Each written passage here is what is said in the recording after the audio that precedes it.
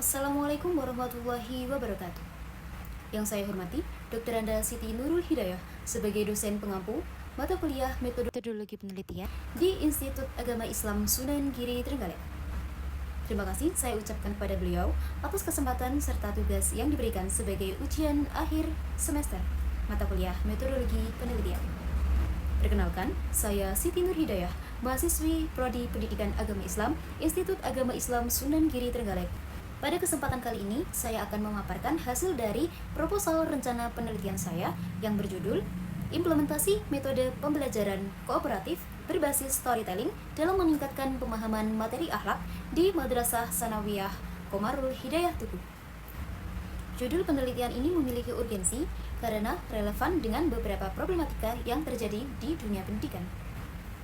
Judul penelitian ini menarik untuk dikaji lebih dalam dan diharapkan mampu memberikan kontribusi dalam pengembangan ilmu pengetahuan. Selanjutnya, izinkan saya untuk memaparkan latar belakang dari metode penelitian saya ini.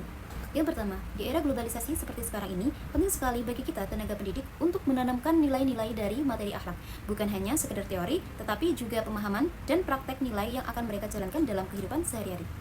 Selanjutnya, pada lokasi penelitian ditemukan berbagai masalah, di antaranya yang pertama, peserta didik kurang dapat menerapkan nilai-nilai akhlak pada kehidupan sehari-hari. Lalu selanjutnya, penyampaian materi akhlak ini cenderung menggunakan metode ceramah. Metode kooperatif berbasis storytelling diharapkan mampu menjadi solusi dari berbagai masalah yang terjadi sebelumnya. Diharapkan dengan penggabungan kerjasama kelompok serta cerita yang diterapkan dalam penyampaian materi akhlak mampu meningkatkan hasil pembelajaran. Pada penelitian sebelumnya ditemukan bahwa dengan menggunakan metode ini mampu meningkatkan pemahaman materi akhlak siswa hingga 35%. Masuk ke rumusan masalah.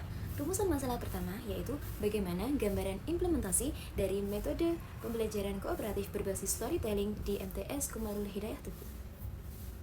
Rumusan masalah kedua yaitu bagaimana tingkat pemahaman siswa setelah penerapan metode pembelajaran kooperatif berbasis storytelling. Rumusan masalah ketiga yaitu bagaimana tingkat pemahaman siswa terhadap pemahaman materi akhlak setelah mendapatkan penerapan dari metode pembelajaran ini. Rumusan masalah keempat yaitu apakah terdapat perubahan yang signifikan terhadap pemahaman siswa kepada materi akhlak setelah penerapan metode kooperatif berbasis storytelling tersebut. Selanjutnya masuk ke tujuan penelitian. Penelitian ini memiliki tujuan umum yaitu untuk meningkatkan pemahaman siswa pada materi akhlak dengan diterapkannya metode ini. Penelitian ini memiliki tujuan khusus yaitu mendeskripsikan implementasi serta mengukur pemahaman dari sebelum diterapkannya metode ini dan sesudah diterapkannya metode ini. Selain itu, juga membuktikan adanya peningkatan signifikan pemahaman siswa dengan diterapkannya metode kooperatif berbasis storytelling. Metode penelitian ini memiliki manfaat teoritis diantaranya menambah referensi dan menjadi dasar sebagai penelitian berikutnya. Selain itu, metode ini juga memiliki manfaat praktis bagi sekolah, misalnya sebagai bahan pengembangan kebijakan. Lalu manfaat bagi guru yaitu untuk ajang menambah wawasan dan keterampilan dalam mengajar materi akhlak. Selain itu, bagi siswa juga dapat meningkatkan pemahaman mereka dari berbagai metode yang telah diterapkan. Selanjutnya kita masuk ke penegasan istilah. Yang pertama, implementasi. Implementasi adalah proses penerapan metode mulai dari persiapan hingga evaluasi. Selanjutnya, metode kooperatif yaitu kerjasama kelompok heterogen dengan 5 unsur inti. Selanjutnya, istilah storytelling.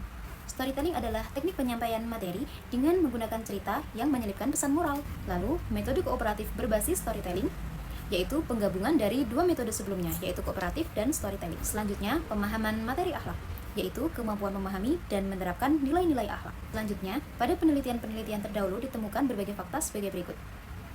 Nah, kesimpulannya, penelitian ini sebenarnya memiliki potensi yang cukup besar, namun tetap memerlukan penyesuaian dengan konteks sekolah yang dijadikan tempat penelitian. Kemudian kita masuk ke bagian sistematika pembahasan. Metode penelitian ini akan berisi tentang 6 bab, diantaranya diawali dari bab 1 yang berisi latar belakang dan lain-lain, hingga bab 6 yang berisi saran, kesimpulan, dan lain-lain. Selanjutnya, kita masuk ke landasan teori. Yang pertama, landasan teori tentang metode pembelajaran kooperatif, kita memakai dasar teori konstruktivisme dan teori pembelajaran sosial. Selanjutnya, dalam storytelling, kita menggunakan dasar teori komunikasi naratif dan juga teori pembelajaran kognitif. Masuk bab 3, yaitu metode penelitian. Penelitian ini menggunakan pendekatan kualitatif interpretif. Tujuannya untuk memahami makna yang dibangun guru dan siswa terkait pemahaman metode dan pemahaman materi akhlak. Sedangkan untuk jenis penelitian menggunakan studi kasus eksploratif. Tujuannya karena masih jarang sekali yang menggunakan fenomena metode ini dalam lokasi penelitian, yaitu Madrasah Sanawiyah Qomarul Hidayah. Sebagai sumber data penelitian, kita mengambil sumber data primer dan juga sumber data sekunder. Sedangkan untuk prosedur pengumpulan data, kita menggunakan yang pertama, observasi partisipatif fleksibel. Lalu yang kedua, wawancara berulang dengan menggunakan teknik story circle. Lalu yang ketiga, kita menggunakan analisis data dan portofolio siswa. Lalu yang keempat, kita menggunakan photo voice, yaitu siswa mengambil dokumentasi selama pembelajaran. Selanjutnya, untuk teknik analisis dan keabsahan data, kita menggunakan teknik sebagai berikut.